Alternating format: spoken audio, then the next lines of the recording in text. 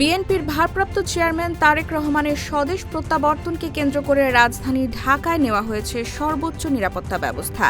সরকার ও আইনশৃঙ্খলা রক্ষাকারী বাহিনীর পাশাপাশি বিএনপির পক্ষ থেকেও আলাদা নিরাপত্তা পরিকল্পনা গ্রহণ করা হয়েছে। স্বরাষ্ট্র উপদেষ্টা লেফটেন্যান্ট জেনারেল অবসরপ্রাপ্ত মোহাম্মদ জাহাঙ্গীর আলম চৌধুরী জানিয়েছেন, ২৫ ডিসেম্বর তারেক রহমানের দেশে আগমন উপলক্ষে রাজধানীতে সর্বোচ্চ নিরাপত্তা নিশ্চিত করা হবে। তিনি বলেন, তারেক রহমানের নিরাপদ আগমন নিশ্চিত করতে সব ধরনের প্রস্তুতি ইতোমধ্যে সম্পন্ন করা হয়েছে এবং আইন প্রয়োগকারী সংস্থাগুলোকে সর্বোচ্চ সতর্ক ও সমন্বিতভাবে কাজ করার নির্দেশ দেওয়া হয়েছে।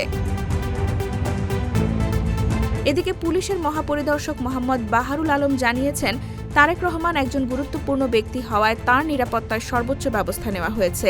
পুলিশ সদস্যরা পোশাকে ও সাদা পোশাকে দায়িত্ব পালন করবেন।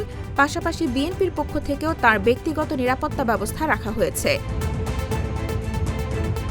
ঢাকা মহানগর পুলিশের অতিরিক্ত কমিশনার ডিবি মোহাম্মদ শফিকুল ইসলাম জানান, তারেক রহমানের স্বদেশ প্রত্যাবর্তন উপলক্ষে পর্যাপ্ত সংখ্যক গোয়েন্দা পুলিশ মোতায়েন থাকবে এবং পরিস্থিতি নিবিড়ভাবে পর্যবেক্ষণ করা হবে।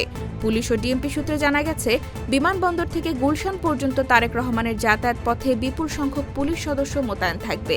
এছাড়া সোয়াট টিম ও বিশেষ ইউনিট নিরাপত্তার দায়িত্বে থাকবে। তাঁর বাসভবন ও অফিস এলাকাতেও থাকবে কঠোর নিরাপত্তা ব্যবস্থা। অন্যদিকে বিএনপির দলীয় সূত্র জানায়, বিমানবন্দর থেকে গুলশান পর্যন্ত দলের পক্ষ থেকে নিরাপত্তা ব্যবস্থার দায়িত্বে থাকবেন ব্রিগেডিয়ার জেনারেল অবসরপ্রাপ্ত একেএম শামসুল ইসলাম। তাঁর নেতৃত্বে একাধিক নিরাপত্তা টিম কাজ করবে।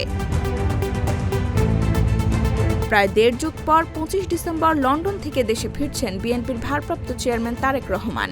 তাঁকে স্বাগত জানাতে সম্ভাব্য বড় জনসমাগমকে শৃঙ্খলাবদ্ধ রাখতে নেতাকর্মীদের প্রতি আহ্বান জানিয়েছে বিএনপি।